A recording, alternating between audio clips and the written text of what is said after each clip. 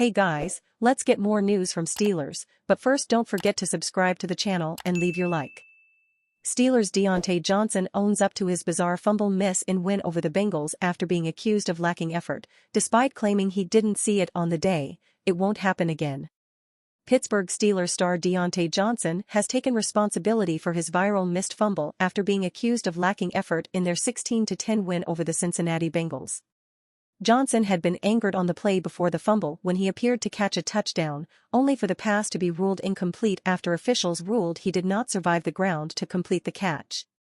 On the following play, the wide receiver essentially stood still and failed to block anyone at all as if he were participating in a walkthrough, while also missing a fumble that came in his direction.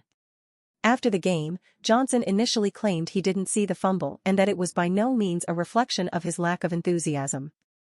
However, 3 days later he has owned up to the mistake and stressed that it won't happen again. Pittsburgh Steelers wide receiver Diontae Johnson turned heads during Sunday's 16-10 win over the Cincinnati Bengals, but not in a good way. During a play that resulted in a turnover for the Steelers in the first quarter, Johnson didn't attempt to participate. Immediately after the game, the 27-year-old said he didn't realize the ball was live. Following an outpouring of questions and critiques, Johnson addressed his lack of effort with reporters Wednesday. "That's not me as a player," he said, via ESPN. "One play doesn't define me, never will. I didn't come up playing football like that, so obviously it looks bad on film. From here on out, just going forward, just be smart, keep playing till the whistle blows." Lining up to the left, Johnson barely reacted to the snap. He took 2 lackadaisical steps before fully stopping and standing around. Steelers running back Jaylen Warren fumbled near the wideout and the ball eventually bounced right within Johnson's grasp, but he had already turned around. In support of his point about how bad it looks on film, "It's hard to miss the one player who is not really moving," Johnson reportedly addressed the play with his teammates and coaches Sunday night. He was very accountable, as he explained that he zoned out due to frustration, according to ESPN's Jeremy Fowler and Dan Graziano. On the previous play, Johnson caught a touchdown pass that was later ruled as incomplete. He ended the game with 4 receptions for 50 yards on 8 targets. QB Kenny Pickett still not satisfied after offense's 421-yard outburst. "Yards are great but points win you games." On Sunday in Cincinnati, the Pittsburgh Steelers did just about everything they wanted to do on offense. That is, except for one thing. Points. "Points, that's what we want," QB Kenny Pickett told reporters yesterday, via the team's website.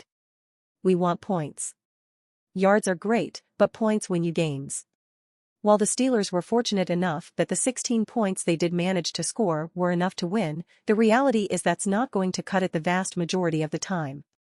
Even Pittsburgh's own defense has only held 3 of 11 opponents to 15 points or fewer this year. And they have the #1 scoring defense since Week 5. Still, while they only managed 1 touchdown and a trio of field goals, there were a lot of positives to take away from Sunday's win. Starting with the win itself, of course.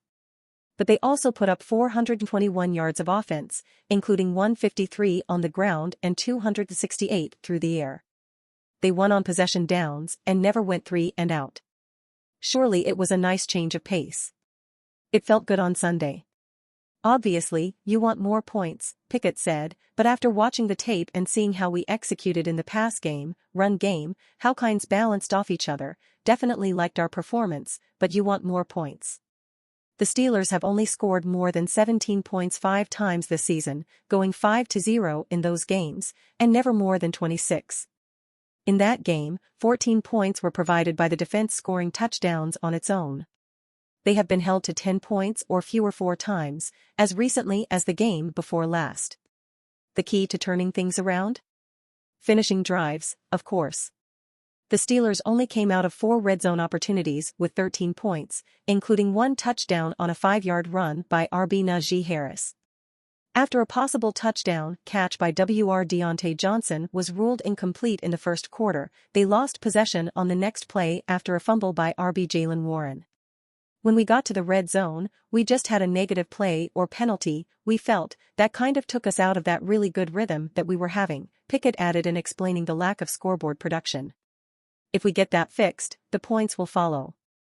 The problem is, red zone production has been a year-long issue. They rank 28th in the league in red zone efficiency, scoring a touchdown 10 times on 23 trips for a 43.5% success rate. Even before this game, they were 9 for 19, under 50%. Only 8 other teams have converted under 50% of their red zone opportunities this season. And 3 of the 4 teams with a worse red zone percentage are on backup quarterbacks or have made in-season changes at the position, namely the New York Jets, the New York Giants, and the Tennessee Titans. It is imperative that the Steelers get closer to and above 50% for the remainder of the season in order to have the sort of success they are searching for. You're not going to have many high-scoring games without success inside the 20.